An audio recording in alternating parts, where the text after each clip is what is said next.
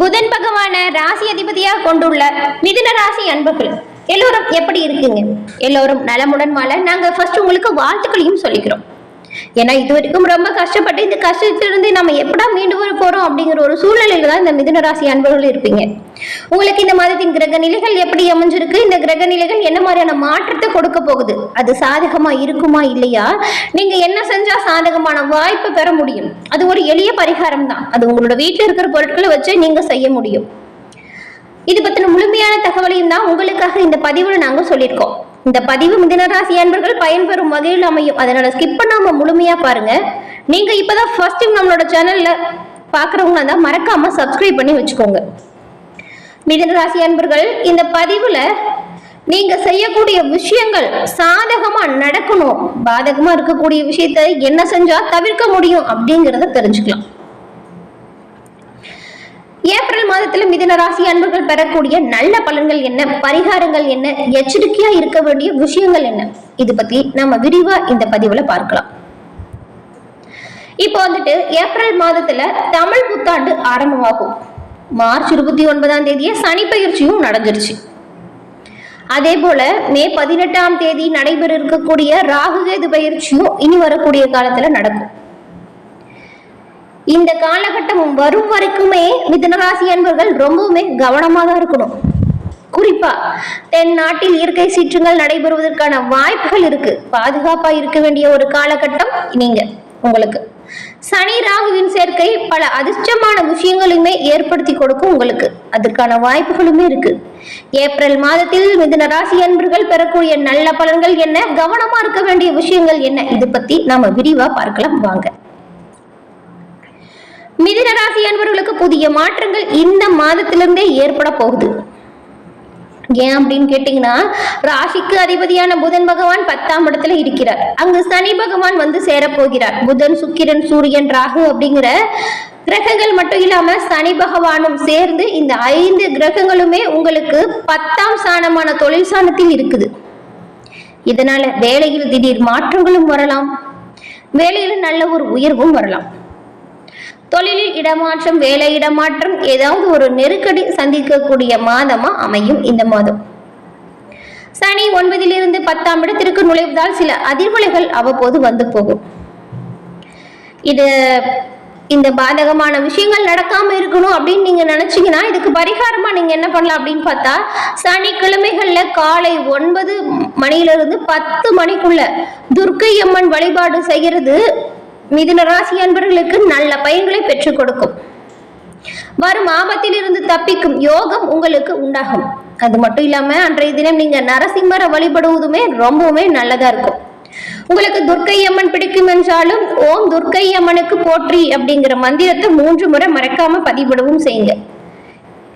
இது ஒரு எளிய பரிகாரம் தாங்க மிதுன ராசி அன்பர்கள் உங்களோட வாழ்க்கையில முன்னேறுவதற்கு.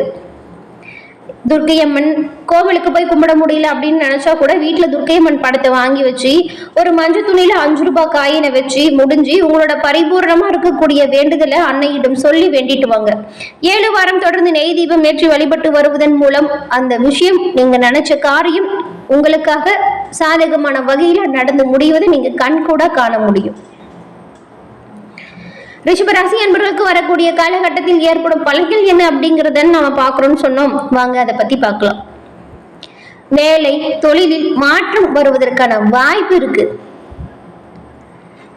தனம், வருமானம் இது எல்லாமே சீரா இருக்கும். எந்த ஒரு பிரச்சனையும் இருக்காது. நீங்க எவ்வளவுக்கு எவ்வளவு முயற்சி போடுறீங்களோ அவ்வளவு முன்னேற்றத்தை பெற முடியும். மிதுன ராசி அன்பர்களுக்கு புதிய மாற்றங்கள் இந்த மாதத்தில் உண்டாகும். உங்களுடைய ராசிக்கு அதிபதியா இருக்கக்கூடிய புதன் பகவான் 10ஆம் இடத்திலேயே வந்து இப்பொழுது அமர்கிறார். அங்கு சனி பகவானும் ஒன்று சேரப்போகிறார். மற்றும் புதன், சுக்கிரன், சூரியன், ராகு இந்த 5 கிரகங்களுமே உங்களுக்கு 10ஆம் ஸ்தானமான தொழில் ஸ்தானத்தில் வரும் பொழுது வேலையில் திடீர் மாற்றங்கள் வரலாம். வேலை தொழிலில் மாற்றம் வருவதற்கான வாய்ப்புகள் சாத்தியக்கூறாதான் இருக்கு. தன வருமானத்திற்கு எந்த ஒரு குறையும் இருக்காது, சீரா சிறப்புமா இருக்கும். ஆனா வேலையில நெருக்கடி இருக்கும். அப்படி நெருக்கடி இருந்தாலுமே வருமானத்திற்கு எந்த ஒரு குறையும் வராது. ஆனா செலவுகள் அந்த வருமானத்திற்கு ஏற்றபடி நிறைய இருக்கும். அடுத்த மாதம் முதல் குரு பயிற்சியும் நடக்க இருக்கிறதுனால இந்த ரிஷபராசி அன்பர்களுக்கு வரக்கூடிய காலகட்டங்கள் எல்லாமே நல்ல மாற்றங்கள் உண்டாகுது அப்படின்னு சொல்லலாம். இப்போ தடைபட்டிருந்த எல்லா விஷயங்களுமே இந்த பயிற்சியின் மூலம் உங்களுக்கு சிறப்பான யோகத்தை அமைத்து கொடுக்கும். பண வருமானத்தில் இருந்த தடைகள் மற்றும் எல்லா பிரச்சனைகளுமே நீங்கக்கூடிய யோகம் அமைஞ்சிருக்கு.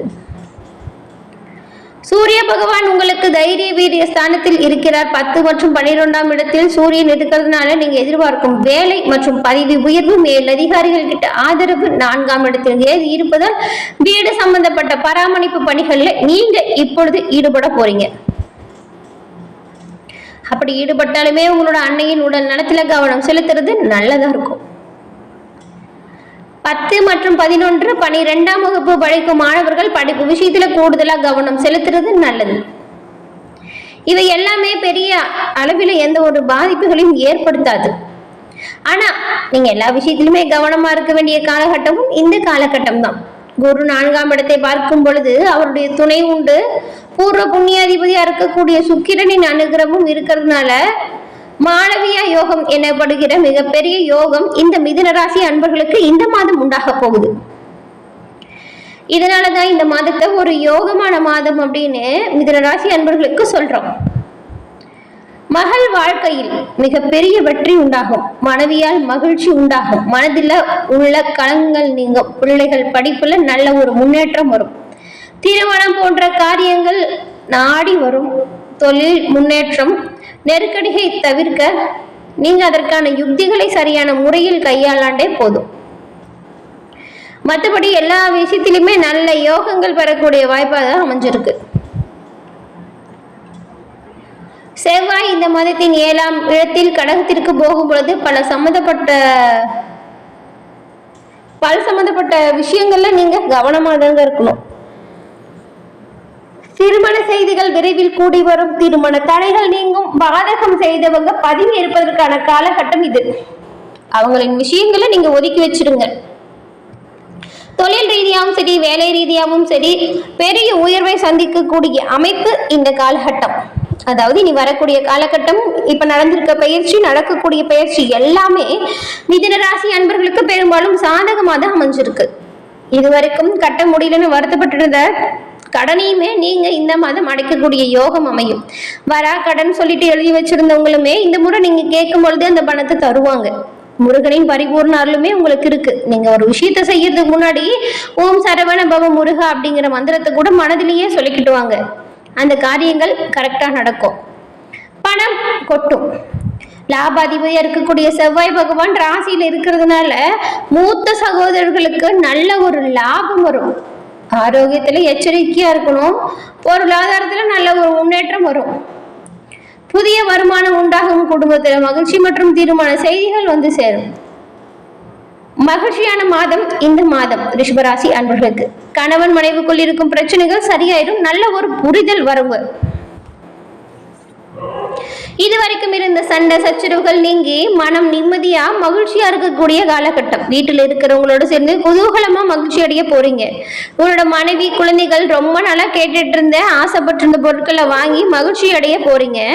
அவங்களுமே உங்ககிட்ட அன்பா நடந்துக்குவாங்க. உங்களோட பேச்சுக்கு நல்ல ஒரு மரியாதை உங்களோட இல்லத்துல கிடைக்கும். லாபாதிபதியா இருக்கக்கூடிய செவ்வாய் பகவான் ராசியில உள்ளதால உங்களுக்கு உங்களின் மூத்த சகோதரர்களால் நல்ல ஒரு லாபம் உண்டாகும். ஆரோக்கியத்துல மட்டும் நீங்க கொஞ்சம் எச்சரிக்கையா இருக்கணும். பொருளாதாரத்துல சிறப்பான முன்னேற்றம் வரும்.